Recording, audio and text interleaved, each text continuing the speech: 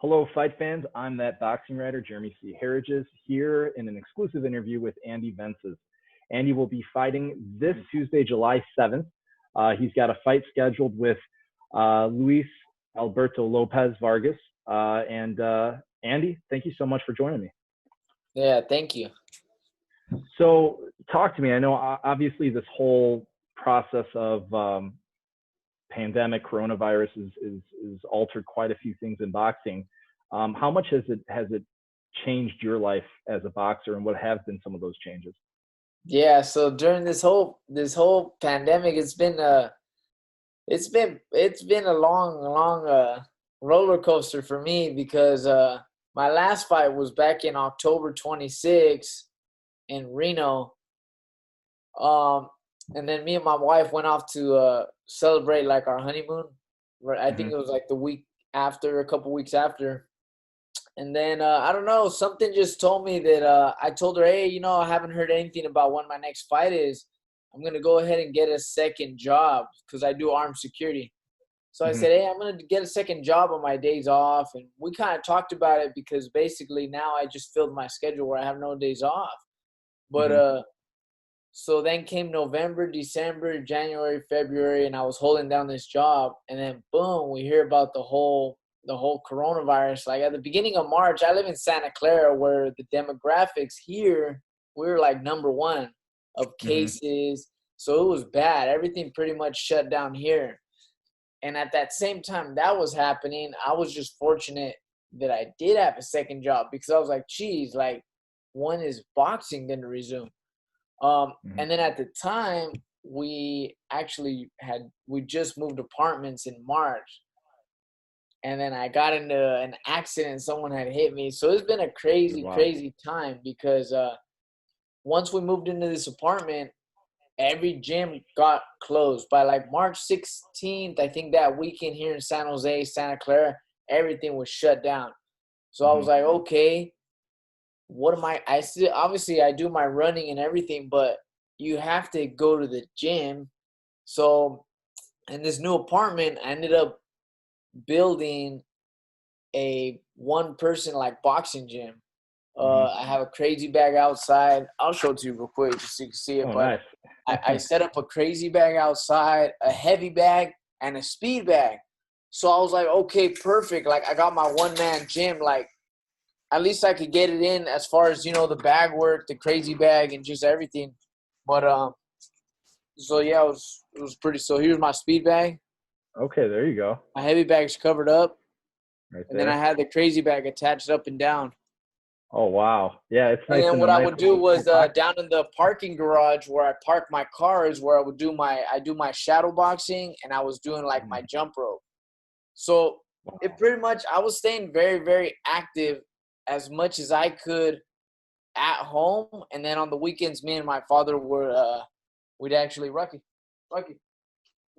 me and my father would actually go to the track, and he would try to hold the shield for me and do whatever he could. But Mhm. I actually, to be honest, I was remaining super active because I knew that at some point boxing was gonna resume, Mhm. and the fighters that were gonna prevail through this are the ones who maintained occupied, and the ones that are gonna kind of like maybe see some negative effects from it are the ones sitting on the couch, not doing everything. Boxing's a Mhm. lifestyle, and that's why we're seeing on some of these top ranked shows like upsets happening. Mhm. The guys that are supposed to win, they're not winning. But it goes back to what were they doing during this whole time? Um, And, and thinking about those workouts, I mean, thank you for the tour. That's one of the fun things with the Zoom interviews. You can kind of see yeah, everything as well, yeah, and yeah. take people on tours and things like that. Talking about those workouts, and obviously jumping rope, getting in the road work, getting the working on the bags are essential. As far as sparring goes, the absence of sparring, or do you call someone up and say, "Hey, let's work it," or how did that work out? Yeah, so after I think it was like a month into, I think it was I want to say like the end of April, my coach felt comfortable to kind of like start seeing me. He was like, "Hey, Hmm. we could train or whatever." So we started training, hitting mitts, doing what we do. But yes, the sparring was limited, but we were very fortunate. We had a lot of people who fought on a Toscano boxing promotions card that just took place last week, Friday, in Mexico. Mm-hmm. So all those fighters they're within 126 to 135 pounds, and they're located about an hour and a half from me. So we were getting in rounds with all of them. And I ended up paying a kid that I know as well to come give me sparring. But we figured it out. Yeah, it was limited. But we definitely put in the work. We definitely got in the rounds. We put in the work. And I feel it just all worked out for me. I mean, I just feel good going into the fight. And I'm not doubting myself as far as sparring or training, because I'm just blessed it all worked out for me. I know other people's cases are different, but yeah, it really worked out. It worked out. Well, and I think that's a testament to your work ethic. I even was watching one of the Under the Wraps videos with you, where it was covering you, and Victor Conti was in there talking about how he's worked with all these world champions, but you're maybe one of the hardest, if not the hardest worker that he's ever seen. So I think how you thought about working out, that says a lot to how focused you are. Thank you. Yeah. It was. Yeah. I was going to say, I also read, I think I was reading, whether it was an article on BoxRec or something along those lines, is that you were also working out with your wife. Did she help you train along the way as well? Oh, well, yeah. Well, she actually, she was helping me specifically. She was helping me in my camp, and even leading up to this fight, with my nutrition. She's like the house chef. So she's the one who tells me what I can eat and what I can't. So that's a hard job, because coming off of training, you're just hungry as hell. And hey, this is what you can eat. It's like, what? That's what you're gonna give me? But it's like that's the only thing I could have. So she's on that right now. As a junior lightweight, and you've been at that division for a long time, is it hard to maintain the weight? Do you see a transfer later on, or is this unfinished business until you win a title? Yes, that's exactly how I would say it. I would say it's unfinished business till I win a world title. Then I'll think about moving up. Ever since I was a kid, my dream was to be a champion at 130, and then 135, and then 140 pounds, and then whatever happened after that was history, you know. But yeah, it's kind of unfinished business, and I don't want to move out of this weight class till I do something spectacular here. As far as something interesting that I read on you is that and you even said it yourself, that you got a second job. You work as a security specialist, and I think I read for two different or multiple places, correct? Yeah, two different places, and yeah, I pretty much they place me wherever they have to. But yeah, no, I was lucky that when this fight got kind of talked about at the beginning of May, I was trying to hear things that was gonna come to fight. Actually, I did walk away from the second job though. I had to let it go, just Got because you. boxing finally came back, and it was And that's such a, everybody assumes that every boxer is, making so much money, and people don't realize that, hey, it's a struggle. It's not easy. That's a perfect example. I just think you got to know when to walk away when things finally change for you. If you can make boxing your full-time sport, do it. I think when Andy Vences became a world champion, I think he should have just maybe temporarily just walked away for a little bit, or I don't know. I mean, everyone's situation's different. How hard is it for you to have that balance of, holding down a full-time job at the same time boxing? Kind of take me through your routine, and how do you make it all work? Well, the way I make it work is I can't work during the day, just because of the track routines in the morning and the sparring and being at like 5 p.m. So I typically work around 6 to 8 p.m. Wednesday through Sunday.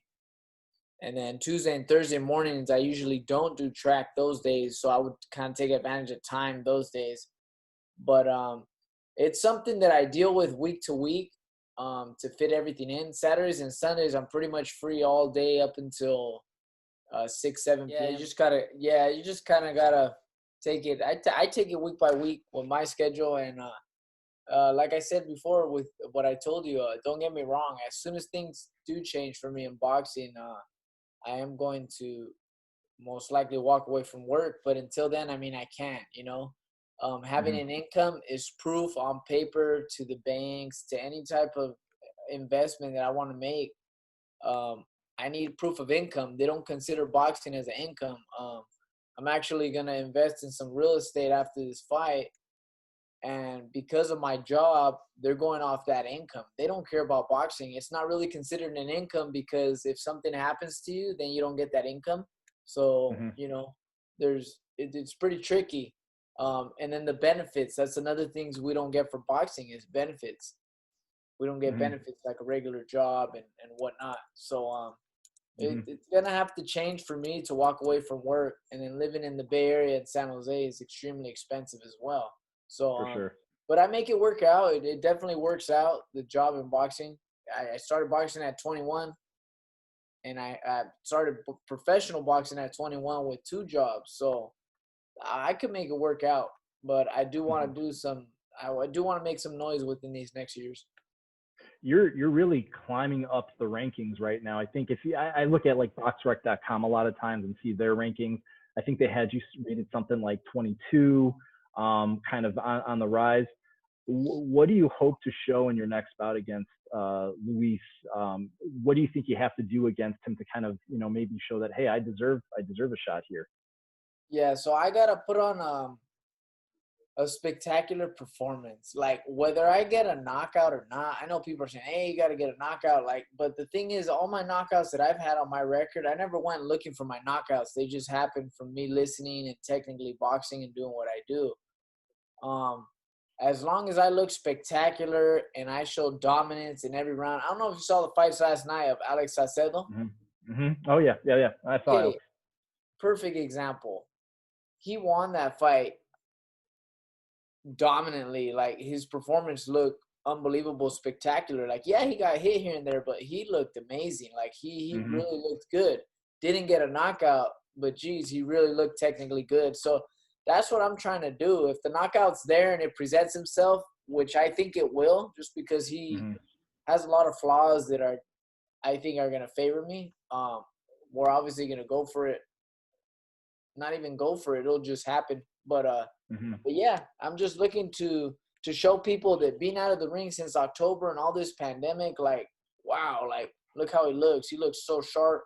He's fast. You know, defense good. So I think it's interesting too. It's interesting how this whole bubble thing's working. What have you been briefed about, and what are your thoughts heading into the quote unquote bubble? oh, okay, I'll get to that right now. And then another thing I was gonna tell you was a lot of people need to understand. Even I mean, I don't even know if the ESPN crew or everyone. I'm making weight for this fight at 130 pounds. Hmm. Usually I make 130 pounds if I'm fighting for a title or defending my title that I previously had or fighting a big fight. Hmm. Coming out of the pandemic and the COVID-19 situation, everyone's fighting at like catch weights, 3 pounds here, 2 pounds here. That just speaks for itself that I'm coming back since being out of the ring in October, getting this fight with all the circumstances and things that have happened, and I'm gonna make 130 pounds. So that speaks a lot on my discipline on my end and how I approached the fight and how I got ready. But yeah, the bubble's crazy. Yeah, I just seen last night the fights. I guess one of the trainers got kicked out because he left the bubble to go gamble and like, man, it's crazy. I think all the fighters and the team, they just need to understand you're going to take care of business, not to have fun. Hmm. Stay in the bubble, stay in your room. And I mean, I think I'm going to enjoy the experience because we're going for one reason and one reason only is to Hmm. accomplish something. We're on a mission to get something done. As soon as we're done, we'll leave. But yeah, I mean, the bubble, I'm glad I'm with Top Rank and they're one of the first boxing promoters to actually bring boxing back. So that to me is exciting. Fighting July 7th and this whole, boxing is back because everyone's resuming their fights late July. Hmm. But still, as of July 7th, boxing is not back for anybody, and Top Rank's doing that. So I'm just very glad to have my world-class manager, Peter Kahn, behind me, Top Rank behind me, and yeah, I'm very excited. A couple more questions and I'll let you go. And thanks again for being so patient with all the technical difficulties. As far as, turnaround time for fights right now, I think it's interesting when we look at someone like Robesi Ramirez, who, is fighting again after, a month layoff because he was relatively unscathed in his first fight. Let's put that scenario out there. Let's say you go through this fight, you end it quick. There's not a bruise on your face and you're looking pretty after it. Would you be willing to turn around and come back quickly for a top rank fight again? No, for sure. For sure, I'm gonna fight again. I don't know how soon, but for sure, when I was talking to my manager, they're already planning to fight me before the end of the year as well. Mm-hmm. So yeah, no, I'll be ready. But exactly like you said, it just depends on the outcome of the fight, how it happens. But yeah, I'm always in the gym regardless. So I mean, if that did happen, that'd be great as well too. Ideally in 1 year. I know obviously it's not easy for any of us to predict what's going to happen in a year, considering the way this 2020 has been so far. What would you like to see happen a year from now? How much closer would you like to be to your ultimate goal, or would you like to have that goal of being a world champion accomplished in a year? Yeah, no, for sure. I think within 1 year, like a world title shot opportunity, um, I think it just will become available possibly after this fight. I think possibly after this fight, I think I'm gonna get a really big fight. I just have that feeling. Um, Due to my contract reasons as well. I just Mm-hmm. feel the time is now. It's not really gonna be a choice for anybody. Mm-hmm. Um, so this fight is very important for me. I know it's just as important for my opponent, and he's coming from Mexico, and it could change his life. But he doesn't understand mine as well. It's a big stage for me, you know. Any names out there in particular that you have on your radar that if you had a choice to fight that you would prefer to fight, or is it just come one, come all? Yeah, it's me versus everybody. You Mm-hmm. know, I feel like it's me versus everybody. Um, that goes to various people and even managers that seem to not like me or not want to give me a spot or a chance against their fighters. But I want any fight that's related to a world title. If I gotta fight like a world title eliminator, fight a world title, or straight to a world title, like I don't mind. I've seen the guys in my division, and I feel I possess and have everything it takes to be number one.